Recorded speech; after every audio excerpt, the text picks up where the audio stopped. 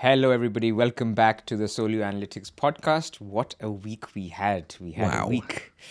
a week to remember with no Haaland, no Foden, last-minute panic. And some people just showed their team and turned out they free-hitted. Hello, Johnny. Yeah, hello. How are we doing? I'm a chip down. That wasn't the plan. I think even in the pod last week, you were like, what if Haaland doesn't start? And I'm like, well, A, he'll start. And B, Yeah. I've got two bench players. I can just bench Haaland and Foden. No, free hit was played. You know, when you do this podcast thing, Johnny, you're supposed to tell people if you have I hadn't planned it on chip Wednesday. ideas in your mind. Because people go like, oh, he knew when he was hiding. No one's actually accused me of that, but people do that generally of like, I'm misleading my thoughts. But on Wednesday, I generally just went... No, I'm kidding, of course. I'm kidding. No. Yeah, I know. But I genuinely was just like, I mean, all this clamor about, he's going to get dropped and whatever. And I was like, why would he get dropped? And then it got noisier and noisier and got to the Friday and I thought, actually, well, I'm prepping for like a few other games. I'm playing all these different formats. So I should have a Haaland. Some of them were easy. Some of them like you have 50 transfers over the season for the newspaper ones. And there's no point going in and out of Haaland. That's just a waste of transfer. Right. So I go, I'll just take him off the bench. Nothing to think about there. Some of them was like, okay, I'll swap a captaincy, but he's also got the midweek game against Champions League, so they count. So I shouldn't sell him, but I'll captain someone else. And I was like, FPL. Oh yeah, like what?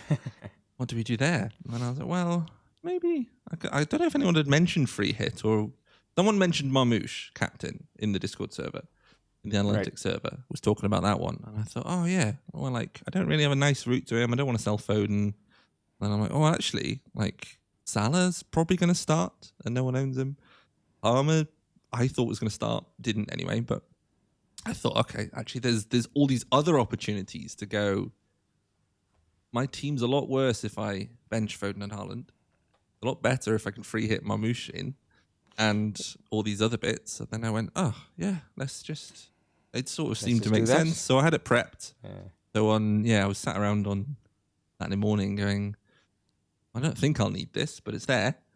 And then the murmurs got louder and the odds dropped massively with about half an hour to go. And it's like, Rob shared that thing, right? Where the odds had dropped quite a bit. So the sharp bookmakers had obviously caught onto it. But sometimes they do just move. Like someone's just taken a position on City and actually Haaland will start. So I wasn't confident then. But then we got the actual leak. And I was like, okay, well, click, free hit, done. And then, did you have a free hit for no Haaland but Foden or no Foden but Haaland? Or no, in that case you would have not done it? If Foden wasn't starting and Haaland that was easy. I just benched him because we talked to last week. I had it was Alderete or Szoboszlai, who neither of us got points from, sadly. We'll get onto that. Indeed. But yes, so Foden was easy. Like I'll play Haaland. I'll captain him still anyway. But Haaland being out was the catalyst for, we've now got a midfielder playing up front on pens. There was enough of a gain there. But yeah, I don't know. I thought. But speaking I of don't gain, know if I thought more people would do it, but I just also was like, I think people just ran out of time. Like people like me didn't even have time to sub Szoboszlai on for Haaland. Like that's a whole other story which I shared on the wire earlier today. But that's about me. Like I was doing something and I didn't expect. Of course, I expected that they could get benched, but I didn't expect that we would get concrete news. So I was like, and I actually sold Foden the night before to Bruno because Bruno was going up in value, and there was enough murmurs or enough predictors. I think he was like 30% predicted to start from the jump the wave, it was something like that. 50. It wasn't high. So I was like, either he starts and plays 60-ish minutes. I know it's Wolves. Or he doesn't start, in which case I've got Bruno, who's rising in price, who I 100% want. And there was also this element of I might even have wildcarded, in 23, had certain things happened, like Ekitike not starting. Now, the worst case happened where Ekitike was leaked to start, but he didn't start in the first. So, but I ended up not wildcarding, but I did do the Bruno move. So I actually just had Haaland. So I was chill about it. But in your case, I want to come back to you before we go to the whole agenda thing, right? Because you obviously planned for this in some way. One thing is to just say, okay, I have a free hit team ready, right? But there's so many other layers to it. Where what if I use a free hit now? What about later? How much gain do I need to see from this free hit? And should I actually play it? Even though, of course, you make more points by going Mamouche instead of Haaland and captain Mamouche. But what about other things? Like, is that gain enough? Like, what is the thinking process there that you went through? Yeah, so I think the first thought was like, oh, let's see what a free hit looks like. What would a free hit be if there was no Haaland? Because and you have it up, right? You have it. Yes. I'll bring it on screen. Yeah, that'd be easier. Yeah. Yeah. So something like this. I started with Palmer and Collins is subbed into him. So the team I went for was triple Spurs defense against Burnley. Right. So Vicario, Porro, Romero, who got a goal, very nice, and Defcon. Of course he did. Of course he did. Tarkovsky got Defcon and nothing else. He got the clean sheet. Semenyo got a goal, I think, and Mamouche got a goal. Yeah. Salah got a very lovely assist for Szoboszlai's got by just back healing a free kick. And then Sharda and Thiago. So it was triple Spurs against Burnley, triple City against Wolves, triple Brentford against Forest, Tarkovsky and Salah. So I'd actually got a slightly different version. I think it had Saka in it, had Gabriel in it still. But I wanted to part of the appeal was that I could go very risky with it without needing to force players in. So I'm not picking a worse version that's lower owned. I'm going actually Tarkovsky and Gabriel were projecting very similar for us. That meant I can go against the Arsenal defense completely, which worked out. As was one thing. I had double Arsenal defense in my main team and they conceded 3 goals to Man United. I didn't think they'd lose 3-2, but you haven't watched Carrick's first game? Well, no, I was not been paying attention. I thought it was a reasonable bet against. I can get Mamouche, who no one's going to own, and captain him. So that's sort of 199%, 200% leverage. The menu's not super highly owned. Sharda's not very well owned. Salah's not very well owned at all either. So actually, a lot of it was very differential. And then I was seeing how many projected points. So it was actually, if I just do it on the default numbers, it's going to project fewer points because Mamouche probably wasn't going to start. But if I tested the assumption of, if Mamouche starts and Haaland's benched, then I can alter the projections and go, okay, in this world, Mamouche is a starting 9 on pens for City against Wolves. And I compared that against my projections for my main team, which was just rolling and benching Haaland and Foden. And it was probably about 10 to 12 projected points, depending on how many minutes I gave to certain players. Right. It was a big chunk.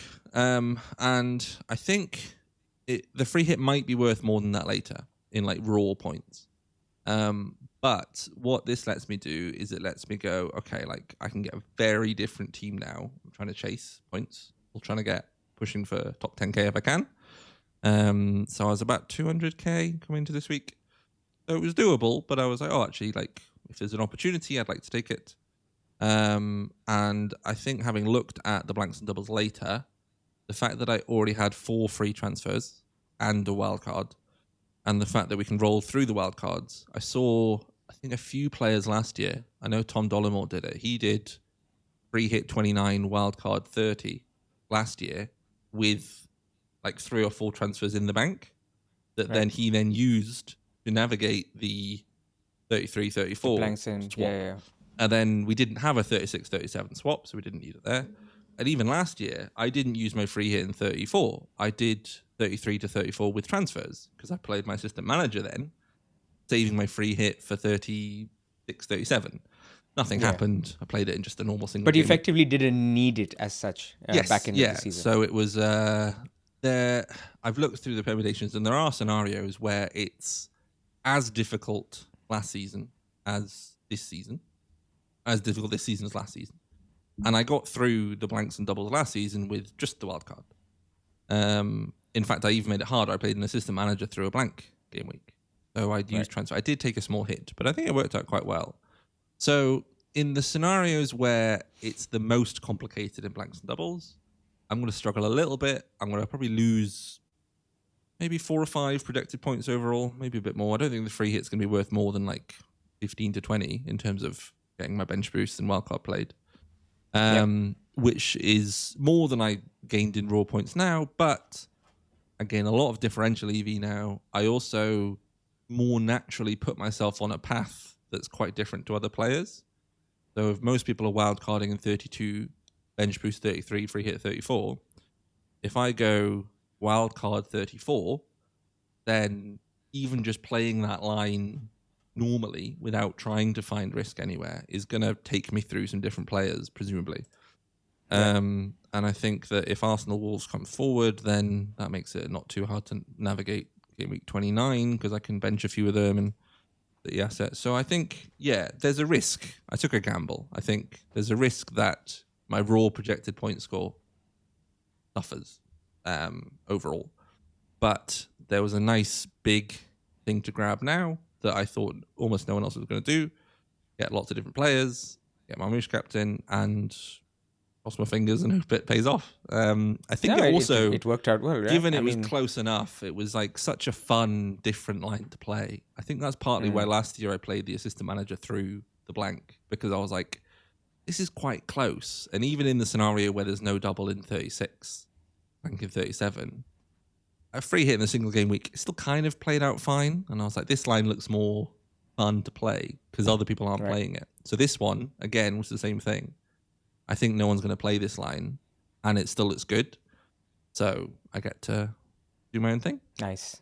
I mean, part of the thinking for me, obviously this is not applicable to you anymore, is use the free hit, like closer to 28, 29, just decide free hit 31 or 34, depending on you whether you want to wildcard in 32 or leave it even for 34 or 35. So you can just play it and use it to change your chip plans a little bit. It's like a calibration to your wildcard in a way.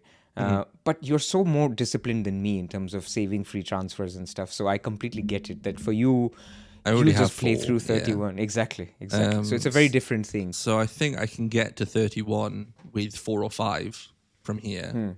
And then I decide whether I'm going to wildcard in game week 32, holding those 4 or 5 to use in the blank double swap, or use those to build up my bench boost 33 and then wildcard out of it. So 32 is the kind of like, that's when we'll know the rest of the season pretty much. So I just need to get there with as many transfers as possible. It also makes it a bit more streamlined. I'm not thinking week to week, when am I going to put my free hit wildcard, because those are like your 2 pillars that you're building your kind of strategy around. I've only got 1 pillar now, so actually might make the cognitive load a little bit easier, perhaps. Don't know. We'll see. But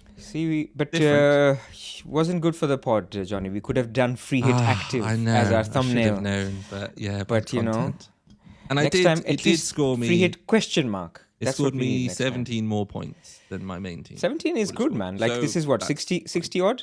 61 this week? Yeah, I've seen teams with like in their 30s. So your own team would have done what, 40 something? Yeah, 44, 45, depending on who I captained. Yeah. I think it probably would have been Saka or Gabriel. 46 as well. So that's like a good 60. But half of that was Virgil and Szoboszlai, who could quite easily not have got that many points. Yeah. It was So I'm pleased with it. Nice. Yes, I didn't play it well for the content, sadly. No, it's good. So, I mean, part of the agenda, and I didn't really talk about the agenda, was actually to just learn from what you did, right?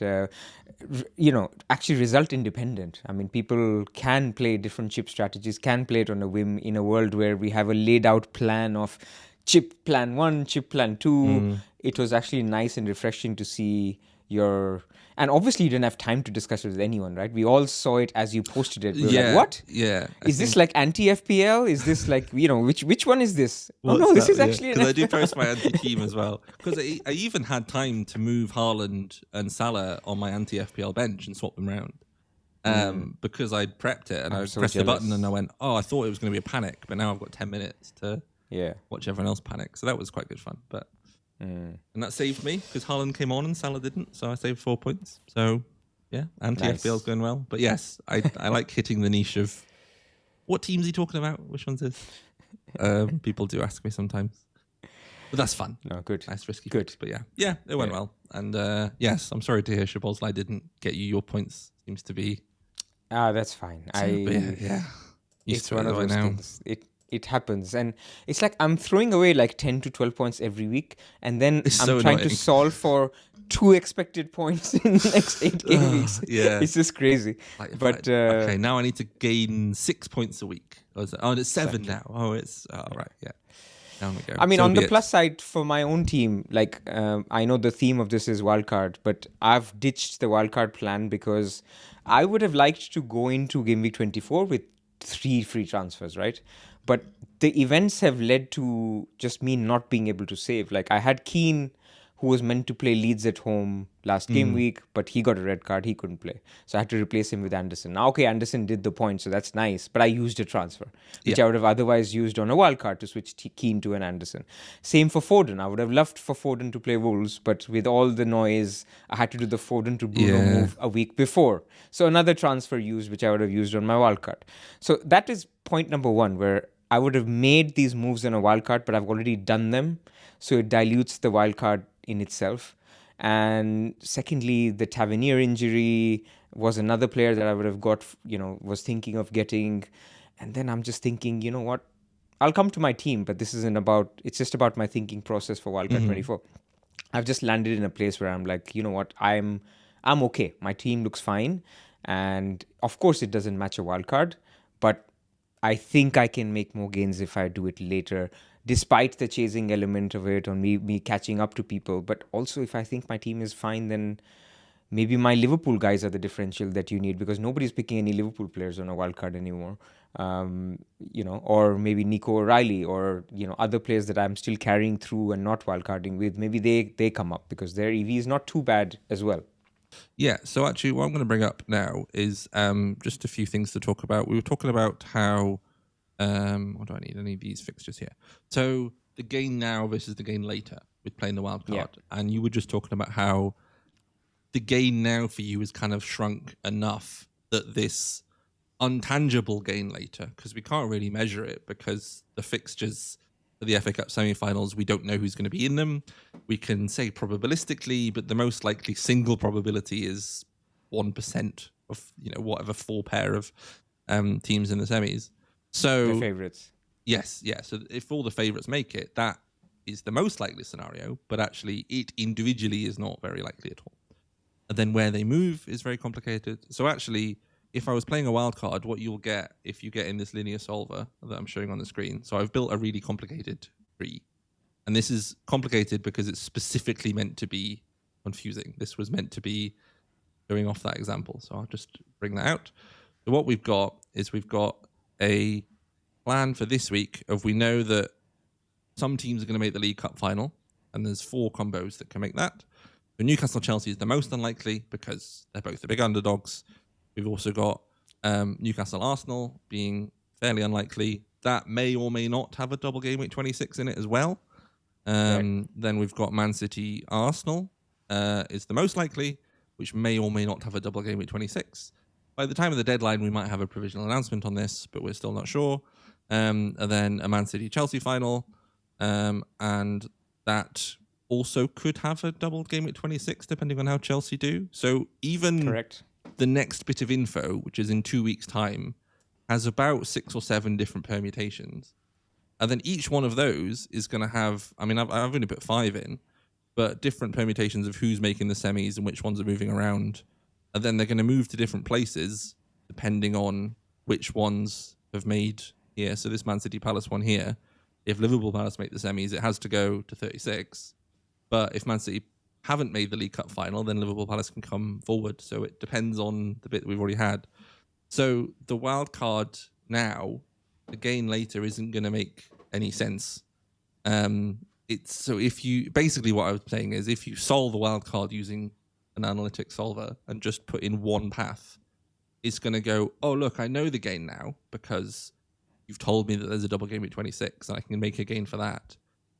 And you've specifically put in one scenario for later and I can plan for that. But that's not how reality is going to pan out. You're going to have to keep hedging until you get there with your transfers. And that's harder to do. Whereas a wildcard in 32 will have all the information. You'll go, okay, I don't know what the game was going to be, but I can now make it with all my transfers. So that was just to kind of give an idea of like, these are the trees. This is where we can go. Yeah. Like, it's complicated. And this isn't even all of them. This was just an example. So I just wanted to show off a small bit of why a simplistic view of wildcard 24, is going to be showing stronger, if that makes sense. No, it makes absolute sense. So you're talking of absolute gain in terms of just points that you can get now. Yes. But there's a second argument to it, which is relative gain, right? So if nobody else in the world is wildcarding in 24, and I have a choice between wildcard 24 and wildcard 32, let's say, because everybody else wildcards in 32.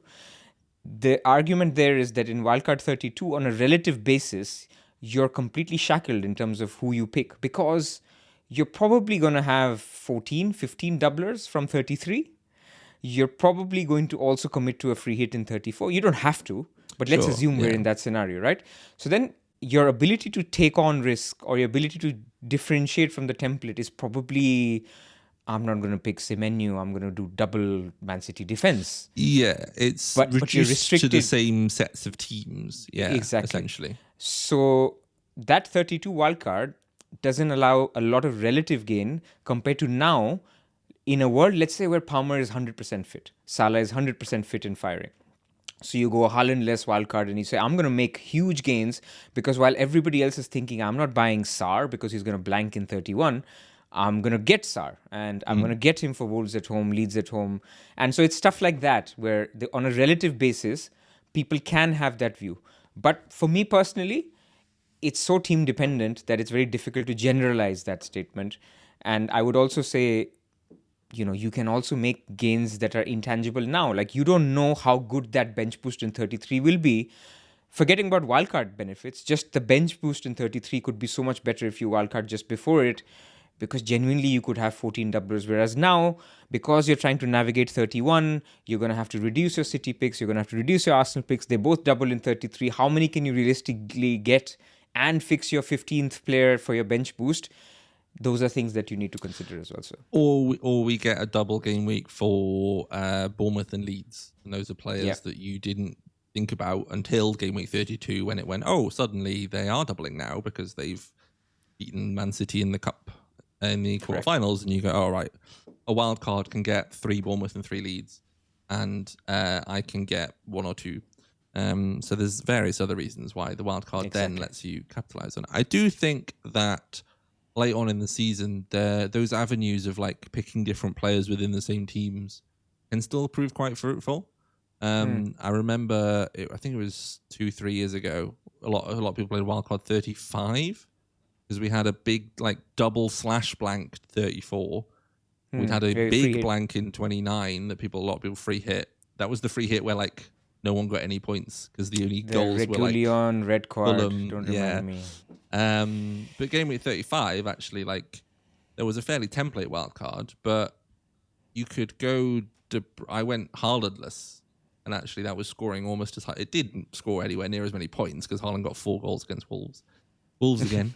But you can just go, okay, like I'll just take out the key player, and then the structure's completely different. And then because it's such a narrower window, 32 to 38 is still long enough, but because it's a shorter window and you've got a dead end at the end of it, you can go quite differential and forgo a reasonable chunk of projected points because it's worth it, because the knock-on effect is not for 10, 20 weeks, it's for 5 or 6. Yeah, I'm with you, actually. And in context of Palmer not being a pick, Salah not being a pick, Saka you can dodge if you wanted on 32.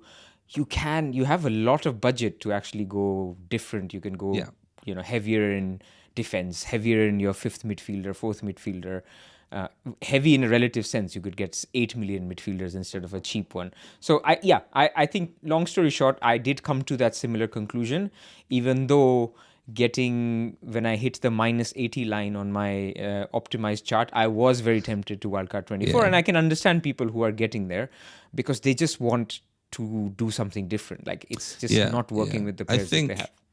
It also sets you on a differential path later, so you're more likely to be different in that last few weeks. But we've got a couple drafts here that I'll get on to. So this is just our default one.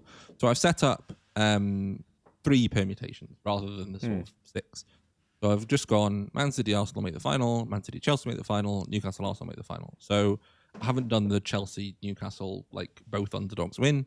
And I've also gone, if Arsenal make the final, they get the double game at 26. And if Chelsea make the final, then they get their double game at 26. So to do that, they'd need to make top 8. But I just wanted to put it in because there's one where we're going like, oh, bench boost 26 is one of the drafts if you want to get your bench boost out of the way.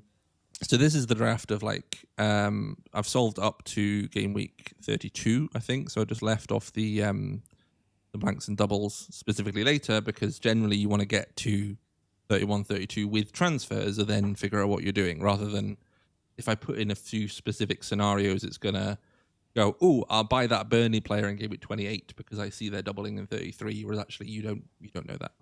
So rather than setting up all the trees, I just went, I'll just try and get to here with, I think they're getting to 31 with 4 transfers in most of them. So that's fine. So we've got Raya, Gabriel, Saka. We still like Saka as a differential for the captaincy, and we still think he scores quite well. And there are a lot of other defenders that do quite well. So rather than going Raya, Gabriel, Timber, and we've got the spare money, so it's like, well, might as well get Saka over Rice. We still rate him a bit higher. We've got Tarkowski, Chalobah, Senesi, and Anderson, who all, I think that's quite a common pairing. And I think Tarkowski sometimes is a Alice defender. If you're a bit short of cash, you can get like I'm surprised to see Tarkowski still in there. But yeah, he's good. But, well, partly what we've done here is we've said that there's a 10% chance that Everton are doubling in 26. Of course. So, which is maybe a little bit high, but by the time we get to the game week 24 deadline, or perhaps even by the time you're listening to this, Chelsea might have beaten Napoli and made the top 8 and then been announced as a game week 26 provisional double as well. And they're about 10% to beat Arsenal, which is not high, but 1 in 10 chance is not low. So I mean, Man United beat them, so... Yeah, it can happen. They have to overcome, a goal deficit. And, yes. So I think, Tarkowski and Ndiaye are both in. I think basically we do have heavy favourites in the semis, but I wouldn't overlook the fact that Arsenal might not win, even if we expect them They may not put out their first team. Like this is also possible, right? I mean, maybe Saka doesn't start and Rice doesn't start, or I mean, I don't know to what extent it'll be completely kids, but I mean, it's possible. So I think we agree there that because of that stochastic way of looking at it, Everton could be higher rated than if you didn't do it and just assumed that it'll be Arsenal who win and Arsenal who double. Yeah. Because Tarkowski is good anyway. Like they've got some nice, decent fixtures. If you don't have the money, I think that's a reasonable downgrade and go, okay, I'll go Richard. We've got Bruno and Mbomo, so we do have double Man United mids. Ndiaye and Elliot Anderson. And then Haaland, Kroupi Jr and Tolu. Who didn't play at the weekend, actually. Well, he subbed on. But they started with, I think it was Mane and Hwang up front and brought John Arias back into midfield with Gomez and Andre. So Mane might actually be slightly more secure for minutes here. Or for some people, they just think that the Wolves guy isn't worth it even for a double. So I guess, if you drop Tarkowski, you could get up to a Calvert-Lewin or whoever if you got enough money, you can get squeeze Thiago in maybe downgrade Saka to Rice if you wanted to. But that's essentially our kind of like default wildcard. Let's just look at the path of this default. So let's take the Arsenal path, right? The most likely path. Yeah. So this is assuming that we are bench boosting or not bench boosting. This is not bench boosting. So I have a bench boost one as well, which is so. Let's first go the non-bench boost route because I think. I would personally, despite being tempted by this, I am of the opinion that a bench boost 33 is going to be just mega. Like I wouldn't take on a 33 bench boost, even though it's tempting, just because I can get Sa. And by the way, Sa has his own issues because he's linked with Forest today. So that bench boost anyway is killed. Johnston was linked with someone else. They may have. We don't know what keeper they have. 3.9. If anyone's wondering. Yes. So, but let's look at the path. Like, what are the transfers that it's making? How is it going and navigating 31? It doesn't do anything for 2 or 3 weeks. Like, it gets to 26 and it's the same team. which makes sense. Like the bench is almost bench boostable anyway, even though we've got Dubravka as the goalkeeper. By the way, there's no Enzo? There is no Enzo, not in this one. Interesting. It's gone for Ndiaye, basically. Just one Chelsea. That's the wrong one. Because even if it gets here, it's just gone Tarkowski, Ndiaye, Chalobah. Doesn't get any more. Even with a 10% Chelsea double, they're like, not interested. Then it sells Ndiaye for Tavernier if he's fit and Chalobah comes out. I guess, I mean, if they double there, they also blank here, so you wouldn't have any of them there. Whereas here, they do play all the way through. But it gets to here, then it shifts Chalobah and Ndiaye in both of them goes back to Virgil for Liverpool and buys Tavernier if he's fit. So we've got Tavernier coming back in about game week 27, which you might not. You might have to delay that. But even then, like, you just keep Ndiaye a little bit longer. It's not too bad. Or like this, it's the same moves, just in a different order. Right. And then this bit I wouldn't be worrying about specifically what it's doing because it's dead ending there. But actually, you'd want to keep these transfers and try and hold just them to 32. React according most to likely, You've probably picked up an injury or two by then anyway. So it's kind of like the direction it's heading in more so than anything else. But interestingly, there's no plans to like change the structure to a Thiago structure. It just continues. So this is the kind of stuff that I was more interested in. So there's no interest to sort of go back to... There'll be options to do that. I'm sure once you get a few weeks down the line, you might go, oh, actually, like I found this path that I quite like. But the default solve is not doing that. It's not forcing that in. Like I would, without using the solver, I would be tempted to like go Saka down after the double. To a Sade and your Tolu up to Thiago kind of thing, because Brentford's fixtures actually are terrific from 28, even beyond the 31 horizon. So people who will be wildcarding, they won't actually take as much advantage as the non-wildcarders who can just have them and carry them through. So and again, we've got a like disruption probability in here as well still. So it's only putting in moves that it thinks are like quite important. So actually, if you got to game week 28 with 4 transfers, I'm sure the landscape's changed enough that you go, oh, actually, these guys are fine. Tavernier's not back. I'm going to do the Saka swap. So I think it's like looking at the specific moves in these upcoming few weeks is useful, especially if it's putting one in straight away. But I think like sort of seeing where it goes over here, there'll be very similar projected routes that, come up once you get there. And actually what happens here is kind of it's almost like a sample of like, what could you do? So it's not found it specifically. It's not gone, oh, this, Saka swapping out is so important that you should like really plan for it. But I'm sure once you get there, it will, be a good move still. But yes, so we have got our double, our bench boost version even. So what it's done Tarkowski down to Richards. And it's brought in Jose Sarr for Dubravka. I think that's actually the only 2 swaps. Oh no, we've got Virgil. Who's Virgil coming for? Anderson.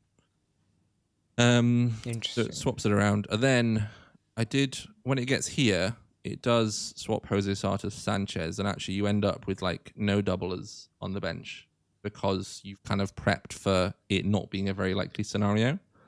So you could, it's still a good bench boost. You've got Raya, Senesi, Kroupi Jr and Mane, who doesn't double then. So you could still bench boost there. But I think you probably want to You're right now in the Chelsea double scenario. So this is the Chelsea double scenario. I think that's why it's doing Yeah. So it's done Jose. It's gone, Jose Sarr's not doubling. We can get Sanchez, we can bench Raya and bench boost that. But actually, I think you probably would just bail on the bench boost in this scenario. But in this scenario, where Wolves do double, got Bournemouth playing Everton away.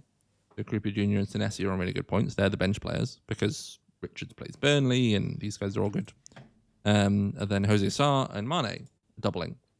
So they're actually not even good enough to get into the 11 normally, but your bench boost is scoring, what's that, like 15, 18 points?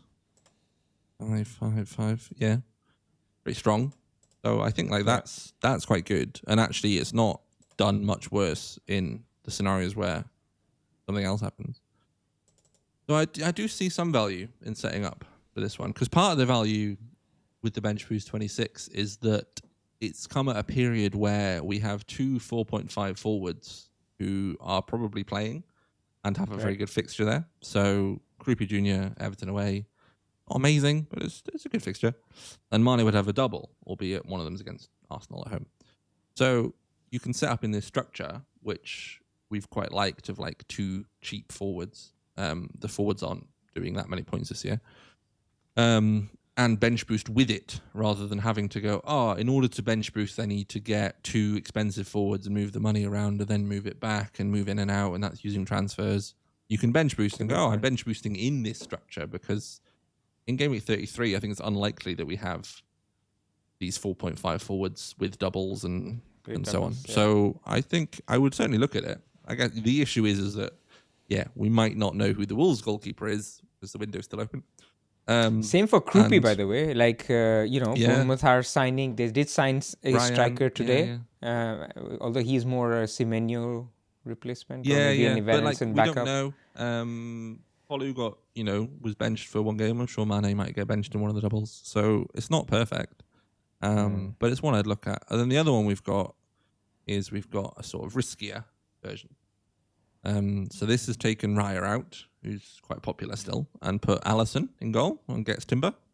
It's also got Palmer, and it's got no Haaland. It's got money in the bank. This is risky plus, man. I did like do risky Palmer. plus because actually I think risky plus was pretty much the same team. That's one of the things I was going to point out. We've got our new optimized tab where you can compare the distributions.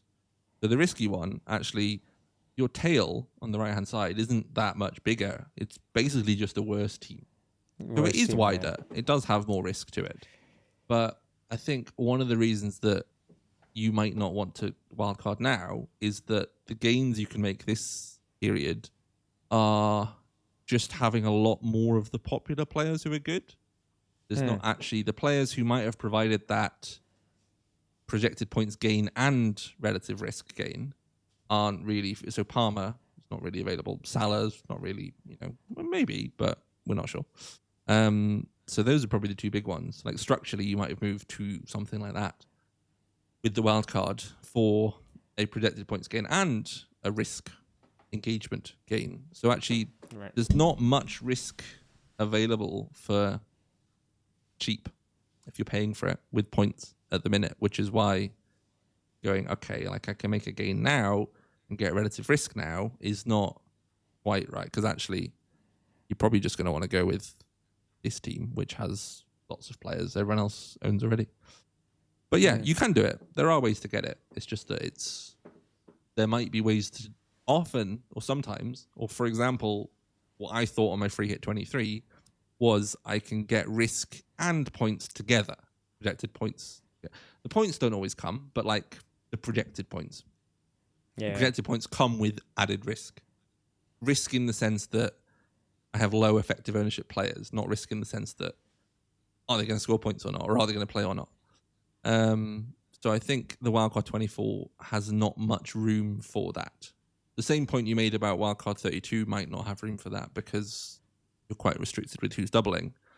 Actually, using it now doesn't really solve that problem for a lot of people. Yeah. So I think if you haven't pressed the button and your team's okay and you're looking for relative risk, I don't think this is the way to do it. But that's not to dissuade anyone who does want to do it. I think there are, if you back Palmer, if you back something like that, I don't think too much is different. We've got Mark Guiu instead of Mane, and Rice instead of Saka, and Watkins instead of Haaland. That's probably the big one. Got to the end and no Haaland. Go without him. 4 million in the bank.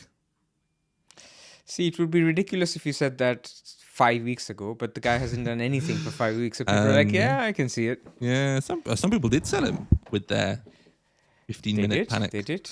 There were people without him. To Baker. He's ended up with Salah. He messaged me actually. He said, do I need to panic? Do I need to go back? Like, is Mo okay? Can I stick with him? Yeah. And I did check it out. And like the top solution that I was getting was to just go back to Haaland. But part of that was that he doesn't have Elliot Anderson, and we think Elliot Anderson is amazing. So it wanted to do Salah to Elliot Anderson and Ekitike to Haaland. Upgrade Salah to Elliot Anderson. So I think actually it more wants to do that move than it wants to do the Ekitike to Haaland one. But yeah, some people bought Palmer who then didn't play. So I don't know what what would your advice be to people who find themselves without Haaland now? I mean, apparently Palmer is in the squad, right? So yeah. So I think with Palmer, you just take it game by game. Like if he's on the bench tomorrow against Napoli, then maybe he starts home to West Ham. Maybe you have a captain. So there's just so many. The distribution of his expected points is so wide with Palmer. Actually, after the wildcard chat, I was gonna have a quick chat on Palmer Enzo because I was surprised to see no Enzo here. So just to check, what are we assuming for pen shares and stuff, and then also on Kroupi. But to answer your question, I think it's fine, right? I mean, you've made the bed. Haaland's not the best, or he has a comparable captain this week. Haaland has a comparable captain next week, and then game week 26, it'll be an Arsenal captain. So it's not panic. Maybe by 27, 28, you think about it, but then he's blanking again in 31. It's risk, but it's not stupid risk. Yeah, I think the captaincy is quite an important bit as well. Is that actually you might captain him this week if you own him. I think I still might. We'll get to that with our teams, but yeah, for the most part, actually, if I get the projections up, we've got Haaland slightly ahead, but basically with Bruno, and then we've got Bruno. Yeah, but Bruno's minutes are not the actual Bruno. Like I have increased Bruno's minutes, and now he's gone higher. Up. Fair enough. Okay. Well, either way, like there were several weeks before. It used to be Haaland was just a chunk bigger, and you went, "Oh, well, I'm not really going to think about it." But he's not. He's not clear in any of them. This is the point. Yeah, and I think you can be more pessimistic because you might even get dropped again. Well, not dropped, but Mamouche did start. He scored, but he, for us, like on Soli, we're assuming 97% start, 95% he makes it over 60 minutes, but 81% that he makes 90 minutes. I think you can challenge that a little bit. Like, in this period, now, of course, Man City will finish top 8 or should finish top 8, so he will get his rests now. But I think if you wanted to, you can increase Bruno's minutes a little bit. You can decrease Haaland's a little bit. What have we got for Bruno? And then you can make that guess. What's wrong with this? 87? Is that too low? You want to just go all the way? There we are. I've got him at 100, 192. Although nothing is 100, right? We should never have it at 100. Yeah. You never know. But yes, yeah. Well, there he is. Now he's top. I made it. Reset those. Yeah. So yeah, I think if you have found yourself on the Haalandless path, then good luck. But I don't think you need to go, I've done it all wrong. I need to undo this. Or not yet, certainly. Like you can always, we'll get big cup stuff between 26 and 27. Like you might get to 27 and go, okay, now I need to swap back. So maybe it's more worth your while banking a few transfers if you can, so that you can swap back without the wild card if you need to. And maybe you swap with Saka instead, because then you're taking out a blanker to get Haaland in. But so you can swap. So there's routes. There's routes. I wouldn't panic. Yes. What else do we want to talk about? Can we just check Enzo? Why is Enzo not high in our numbers? Midfielders. What has Enzo done wrong? Down here? Not a lot. He's actually okay. He's fine. We've got Palmer taking pens over him, but then he takes them afterwards. I mean, I think we've got Palmer's reduced minutes, so he's a bit lower this week, and then after that, sort of 70 so this could be it. That maybe we're so if Enzo's better if Palmer is worse in minutes, right? Yeah, because his bench share goes up. Yeah. So that's the thinking. So people want to play around with it. We've got not a hedged bet on Palmer, but we're saying that he probably starts most of them, but doesn't definitely. And if he misses out, sometimes he just misses out entirely. He's not going to make it to 90. So Enzo picks up the scraps of his pen share, and also the scraps of his pen share, because Enzo can play at the back. So at the minute, the projections are kind of saying he probably doesn't have that much pens, and he's probably playing more DM than AM, which if I start moving Palmer down, we can see Enzo, he's on 4.7, 4.3. Start bringing these down. Ooh, up he goes. And now Enzo's all the way up. Is he gone? Is it there? 4 point, yeah. So they all go up. So, yeah, you want Palmer to be injured if you're an Enzo owner, but I don't know. Maybe not. Okay. He's okay. And He's actually, while you were talking, I checked we've got 50% pen share for Kroupi and Evanilson, assuming Tavernier's out and Kluivert's out. Yes. Which looks okay actually. And given his minutes, he's on 60 odd minutes, 60, 65 minutes, which is also okay. Yep. So yeah, Kroupi looks fine. You could put him a bit higher, I think. He wanted to take it off Tavernier. Was that someone he was saying? Was that a different player? I think he kind of this is true. He looked like he wanted the ball, but Tav takes precedence. I mean, he's on the pitch 60 minutes. So in that 60 minutes, maybe give him 60% pen share. But although I'm hesitant because Evanilson has taken them in the past, missed a couple, but he has taken them.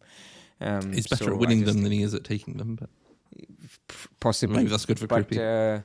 But he's scoring goals, and scoring goals makes strikers more selfish. So yes, that's where we leave it. Because look, people are looking for a striker replacement. People like me who are Ekitike, which actually takes us to bus teams. Actually, if there's nothing else, let me just swap over.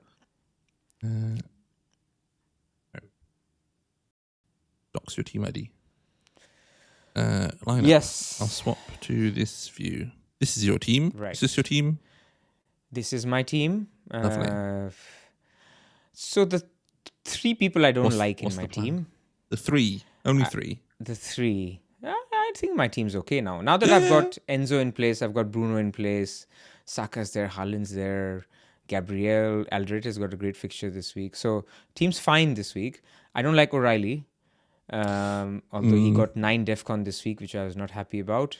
He did. Was welcome. Did he get 10 and then lose one? Or was that Hall? He got 10, lost one. Alderete arguably got 2 in the end, but didn't get it. Wow. So I was very unhappy. There's a negative variance with DEFCONing, which I didn't sign up for this season. So that's just I try not to track it. I just see who got them at the end, but. Yeah, that's the healthier way to do it. Rather than playing Burnley 85th minute. So exactly. Happy to have him. Yeah. And Anderson can be on the bench, and then from next week, actually, Anderson is very playable. He's very good, yeah. So this is the thinking. I don't like O'Reilly. I don't love Szoboszlai. I know the numbers on Szoboszlai are okay. I've got them a little bit lower in my own Solio projections. From now, I think the nice run of fixtures and the penalty share with no Salah is dried up. But so if I up Salah's minutes a little bit, okay. Then Szoboszlai's numbers go down a bit, and then he's okay, right? I mean, he's not an urgent sell, but Ekitike now suddenly becomes a problem, right? Because if Slot's going to be saying things like we need to protect him, those are words we hate, right? As our picks, we don't need our picks to be protected. We want them to be selfish and play every minute. So here's the thought. I would like Ekitike down, but I don't want to go to Thiago because Thiago's next 3 are not great. Villa away, Newcastle away, Arsenal. It picks up from 27, 28. But... So I can get back to him later if I wanted to, but for now I'm definitely not doing Ekitike to Thiago. So I'm thinking Ekitike. I could do Ekitike to Kroupi as one of the options, and then do Potts to Mbeumo. This would be a hit, got a lot of money. Oh yeah. So this is one path. I bench O'Reilly because I don't like him. So now I've solved 2 of the problems that I had. You mean because he's not going to get any points, not because you don't like him. If he's going to score points and you don't like him, I'd still play him. But my first bench does well, so O'Reilly is going to do well anyway. But but that's one path, right? Yeah. But I also think with Ekitike, there's a thing of maybe it's fool's gold or whatever the expression is. But if he does start, then actually he works well with Salah. I felt in the Marseille game, I watched it, and I thought he was quite good in that role. So am I jumping off when he's about to play Newcastle, who would have just come from an away trip against PSG and now have to travel to Merseyside? Yeah. So I'm you know what? Maybe he's fine. I don't mind him. So then in that case, shall I be solving O'Reilly instead and go O'Reilly to Senesi as my other path? And if I go O'Reilly to Senesi, then I can do Szoboszlai up to Rodgers, for example. Now, of course, the model is going to say, why would you do Szoboszlai to Rodgers? Szoboszlai is fine. But longer term, I think Rodgers is good. And I think we're a little bit lower on him than other people. But Tielemans has just got out, and that might up his... Well, we don't know who's on Villa penalties. No one's... Well, Luis is because he's been signed now, Is right? he? Douglas Luiz. Well, he's not on loan, and he took them before, but I wouldn't be surprised to see Rodgers take them without Tielemans and Tammy Abraham as well. We don't know. I just think he's a good pick. He might, if he takes one, you expect him to take the next one, so then he's suddenly a better asset than he might have been. So yeah, I don't dislike Rodgers, but yeah, the model is rating him a little bit below some of these other guys. Exactly. So, I mean, right now in our model, Rodgers has 20% pen share, which I think with Douglas Luiz is maybe fair. Maybe it can be up to a little bit. But look, it's a move with the fact that I'm solving two problems, right? That's the thinking every single time, that I want to solve 2 of my 3 problems and then just save the wild card. Maybe I can just do Senesi move. The Solio recommended move actually is a whole different thing, which is actually do the Senesi O'Reilly move, but then do Potts to Anderson. As we know, Solio loves Anderson. Oh, yes. You don't have Elliot Anderson. What are you doing? I don't have Elliot Anderson. I had him. Then it does them both this week? Or it does both. It takes a hit this week. Elliot Anderson. Wow. Correct. He's very good. And then you bench Nketiah.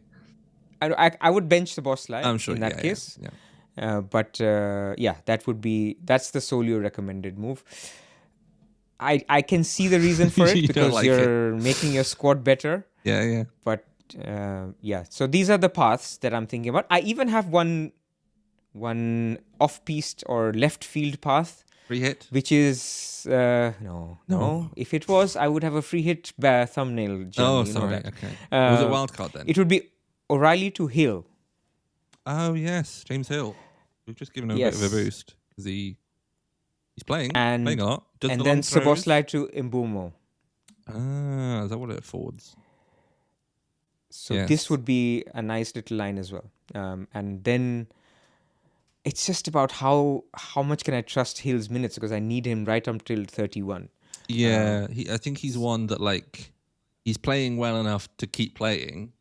But it's 2 games. If he suddenly got dropped in 3 or 4 weeks, you wouldn't go, why have they dropped this player who plays all the time? You'd go, well, Milosavic is fit now and they want to play him, or this, that, and the other. But he does look good. I think I wouldn't... He does look good. He's good for DEFCON. But yeah, it's worth bearing in mind that he might be a problem in 5-6 weeks' time. But he's also 3.9, so...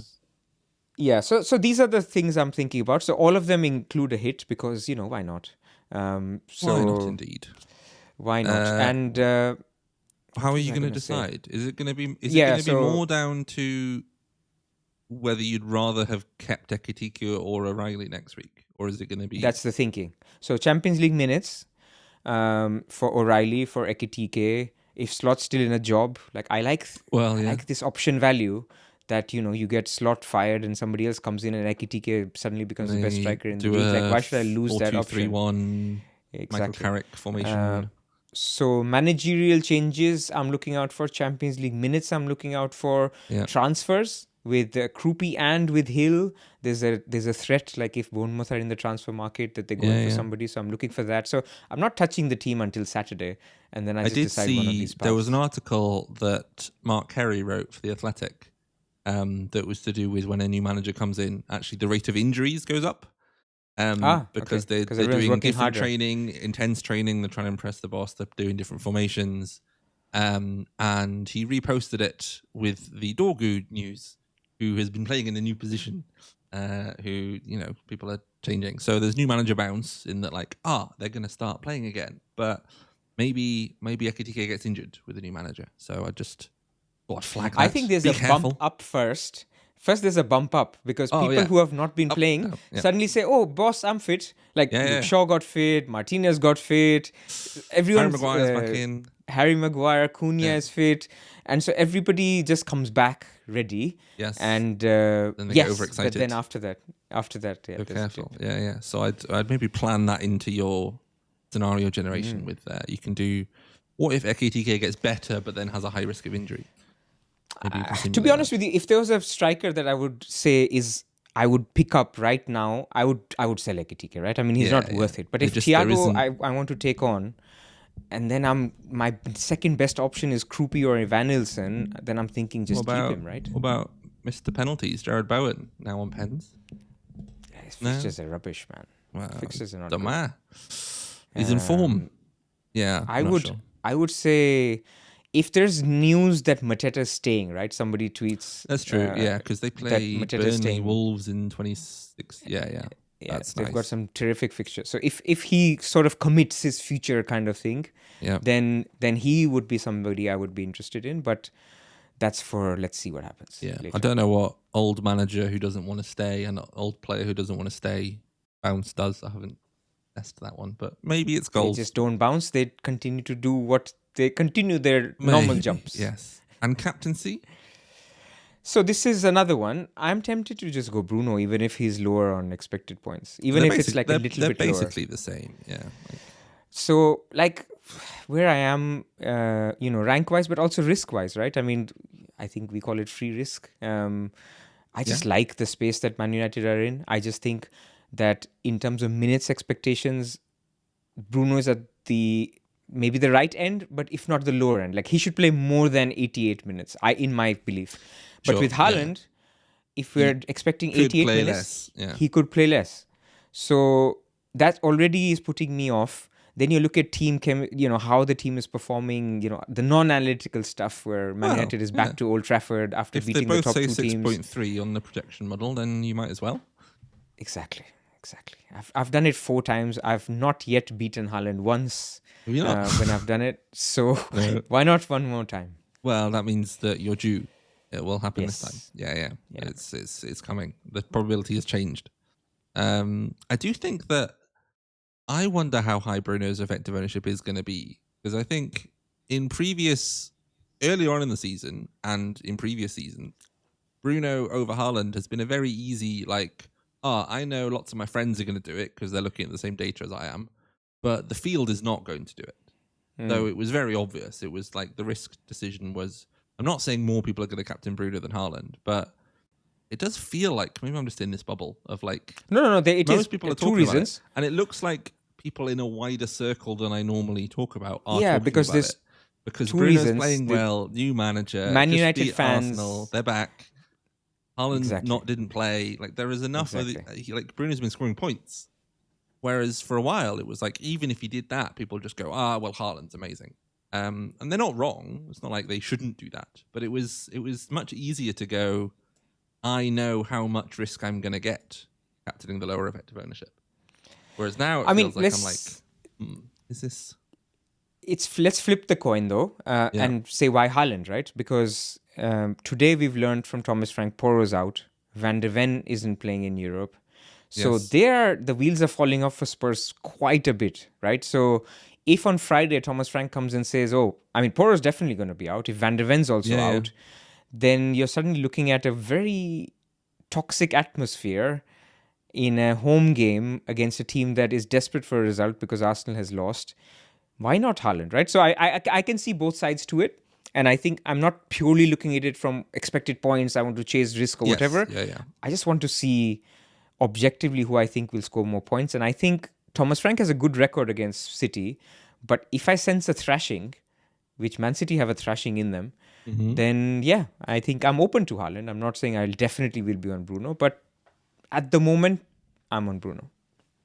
Yeah, I think I'm probably the same. I'll load my team, but I think I'm probably thinking the same thing. Let me just swap over to my team. Have I got a big scary tree? I do. Oh, it's the one I was showing. So, I'll show you up here. I did solve across this big tree, and these are the solutions it was giving me. A lot of these moves actually were put into Game Week 24 initially. Oh, sorry, I'm showing the wrong. This one. Here we are. Yes. So, my base team that I'll start with, easy here, is Raya, Mukiele, Alderete, Virgil, Gabriel, Foden, Bruno, Szoboszlai, Saka, Elliot Anderson, and Haaland. And then I've got Lacroix and Thiago on the bench with Dubravka and Mark Yu, who aren't super useful at any point, but they're there. So, actually, what was going to happen last week was I was going to get to this week and have 5 transfers and have to do something. Whereas now, because I've changed my tempo by playing a free hit, I didn't get another transfer. So now I have 4. So I could roll again. If I think that Foden is going to play, even if I don't, I could play Lacroix, I could play Thiago. I can just bench him. I've got a pretty strong squad otherwise. I can now do nothing rather than going, I need to decide whether I want Enzo or Palmer or Ndiaye or any of these players who I'm kind of probably going to get one of them eventually, but haven't decided which one. I can now just punt that decision to 25. Because what we'd also get is we would know who's doubling. We know who's won the League Cup semi-finals next midweek. So I could be able to decide that if Chelsea win and get a double game at 26, which is less likely but possible, then I can pivot and I can get, I've got a better route. I can buy Tarkowski, I could buy Ndiaye, I can get more Everton players, I can get more Chelsea players. Whereas if not, then I can hold my transfers and do some other stuff. And actually, Enzo and Ndiaye come up quite strongly anyway. But there's not too much I need to... I think Foden and maybe Szoboszlai, probably my only two players I'm looking to move on at some point. But if Foden keeps playing again, he's not a problem. And Szoboszlai isn't really a problem. So the solutions I was getting up here is some kind of combo of using all my transfers over the next 2 weeks, but a lot of them I can move back a week. So Foden to Enzo is the top of those 5 moves in terms of what it gains me this week. And if Foden's not playing, if we get from Champions League minutes or projected lineups that he's not going to play, then Enzo over Lacroix or Thiago looks quite nice. Whereas Enzo over a playing Foden is not maybe as much. I'd probably just wait. And then the moves the following week are to shift out Alderete. So, there's a lot of transfers next week. Yes, so I don't have to do all of these. But a potential reshuffle would be something like Alderete, Liverpool guys out, Virgil and Szoboszlai, and then Mark Guiu up to Bowen, I think Burnley. Interesting. Which makes it a bit easier for me to hold Thiago, who's got that tough run of fixtures, but then a nice run in 27. Lacroix, who's got kind of similar, his fixtures pick up later.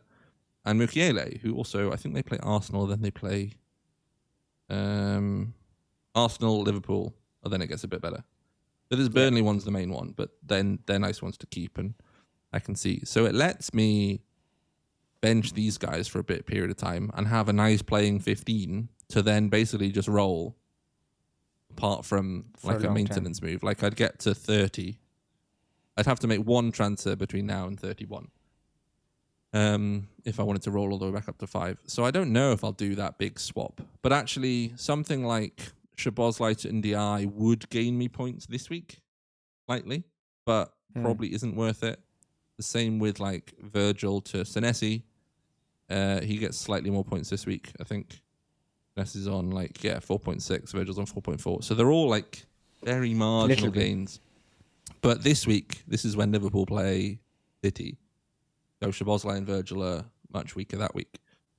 And I can decide to go somewhere else next week if I want to. So I think I quite like that path. And that's a sample one. So I don't want to commit to this a week earlier than I have to in terms of getting this Mark Guiu up to Bowen by moving some of the funds around. But I quite like this. This squad looks nice. I like that. If I was wildcarding in 25, that's the kind of team I might end up with. And I've got these 5 transfers to use, and then I can just go, okay, 26, 27, 28, don't do anything. But I think this week is going to be nothing, or this Foden to Enzo or Ndiaye. I could do Ndiaye this week either. So it probably depends on Palmer minutes. If I think Palmer's not going to play at the weekend, Enzo becomes a lot better this weekend, so I probably would do that. But if I think Foden's playing, I can do nothing, and I can just stick with my base team. So that's the plan at the minute, is to, again, be patient, shunt the decisions a week. They all have small upgrades this week, but not enough to go, I want to commit to it now, because if I do it next week, then I've barely lost anything. Potentially not even lost anything, because sometimes the guy with the slightly lower points just scores more anyway. Szoboszlai gets points on your bench and such. So I don't mind Szoboszlai playing Newcastle. I don't mind Virgil playing Newcastle. I don't mind Foden away to Spurs if I think he's going to start. If I've got some doubt over him, I probably would move him, because I think I'm not expecting him to just keep playing 90s repeatedly now, which for a period he was. I didn't even really want to buy Foden initially. I only bought him because Bruno got injured. I remember you were quite hesitant. I've lost 500,000 on him. Everyone made all this cash, and I bought him at 9 million. And now he's 8.5 and probably dropping. Might have dropped already. I'm not sure. I'm just waiting till we get more info. Your patience with prices and transfers is just incredible. Like, it's something for all of us to learn. Like, I would be watching Foden's price drop every minute and go, you know what? Enzo's rising, Foden's dropping. But yeah, the calmness. I think I'd rather be slightly late than be like wrong. Yeah. And it's not that I think the move is going to be wrong. It's that I've made enough moves in the past where I've gone, this is the right move. I'm going to be a little bit greedy and make it early. And it just has gone wrong. That I've gone, waiting has almost always panned out better. And actually, when it doesn't pan out better, you go, well, like, I just buy them now. Bad. It's not too bad, unless I get priced out. I think I remember, I don't know if this is what stuck with me, but I remember it was the year Rafinha did really well for Leeds. And I bought Jack Harrison in game week 7 or 8. So I'd done my first move, and I was like, oh, I've got a second move, and I've got an injured player, and I don't need them this week, but I think this was at the point where I would occasionally miss a deadline because I was busy. So I'm like, I should do it now because next week I might forget. But then I got to game week the week after, and I went, if I was buying now, I'd definitely buy Rafinha over Harrison. And I thought, okay, well, that's fine. It's not too much different. And then Rafinha, I had that player until game week 30, I think. And Rafinha outscored Harrison by like 60, 70 points over that period. And I was like, I just went early by 1 week because I thought, what's the worst going to happen? And the worst thing happened. And I went, every week it was like, not worth swapping. It's not worth swapping because he's a bit better. And then all the way through, I don't know why I remember that one specifically, but I think if ever I'm feeling a bit tetchy on, I want to make a move early, that's the one I remind myself of the whole season, because I went slightly early 1 week and I didn't even get it wrong. It's not like I went, Jack Harrison's a bad player. He was good at that point. It just turned out... He still did well. It's just like... went, I don't know, so annoying with all my friends having Rafinha. I mean, I've waited a week. I would have bought him. Never mind. But yeah, that's the old stories. I feel like an old man now. Listen, grandkids. don't never do this again. Never move early because you might buy Jack Harrison by mistake. But so be it. Yeah, but the team looks good otherwise. And yeah, same thing. I think Bruno. I think I'm not even looking to, because in the past I have looked at Haaland or the opponent captain. And there's been so many other bits like pushing towards Haaland that I've gone, actually, I don't think the risk is worth it going against him. But this week, all the narratives are with Bruno. So actually, for a lower effective ownership, I'm very happy to just go that way. So I think I'll captain Bruno as well. I think that's fairly straightforward. If I see that all the Twitter polls are all going like Bruno, maybe I'll swap the other way. But I don't think it's going to be that popular. I still think. I don't think it'll be that popular. There's people who still hate Man United or Bruno, or I haven't come up with a too plan. Scared of EO. If Foden and Haaland are leaked not to start yet, though, have you got a plan for that? What do you do? Make a free hit. Oh no, you can't. Well, I can't do it repeatedly. All right, well, I've got 15, 16 points more. If Haaland is benched again, oh my god, I don't know. I'd have to sell him, I think. Yeah, that would be like, that's a red herring, right? Yeah, that's signal, isn't it? Red herring would be false signal. Is it? Okay, yeah, you're right. You're right. Yeah. Anyway, it would be, he's been dropped. He's not the starting striker anymore. I don't know. Not dropped, but his minutes are now 70. He's not, yeah. So I guess I'd do Haaland and Foden to Bowen and Salah. Salah. And you can tell Baker that it was a great move. Yeah, he was early. That's what he was.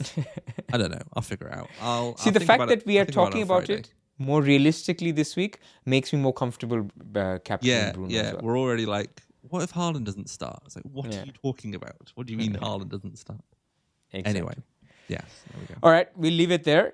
Thank you for listening. Thank you for joining, everybody. This is a Saturday deadline, so people have time to check this out. Of course, you look out for updates on both the website as well as on Twitter on the permutations of if a provisional announcement is made and what happens after the Champions League fixtures, I think we'll put something out so that people have better visibility. We are expecting an announcement on Friday, right? I think, like we're not going to get it before. We're not going to get it before the Champions League ones, because if they've waited now, they might as well wait to see if Chelsea are top 8 and Newcastle. Yeah. But I think if we don't get an announcement on Friday or Saturday, the chances of it being an actual double game week is going to start to drop. Whereas last week to this week is, they're just waiting for UCL. So correct. We're still expecting it to be high. We're still expecting. This Friday would be the equivalent time they announced it last year in terms of when we got the announcement. So it was a bit more of a surprise then. We weren't expecting. We thought, they might, but and they did it. I have a whole story. I had 4 free transfers. I made all 4 on a Thursday. I don't know. Went to Dubai with some friends. People have gone early. And then they announce it, and then I take a hit to take Gakpo out for Ndai and get Slot as my assistant manager. Right. Those were amazing times. I think I bought Szoboszlai actually. Yeah. And that was the differential, because everyone had got Slot. And I was like, nope. Yeah. I'm getting Szoboszlai. Anyway, good luck. Excellent. Everyone. All right. Good luck, everyone. We'll catch you next week. We will see you next week. Thank you, everybody. Like and subscribe, please, and join Solio if you haven't. Yes, and check out our new the new optimized feature. I showed it off briefly, but you can. We showed it last week. You can build your blobs now. You can build your risk. Check out your blobs. And see you next week. All right.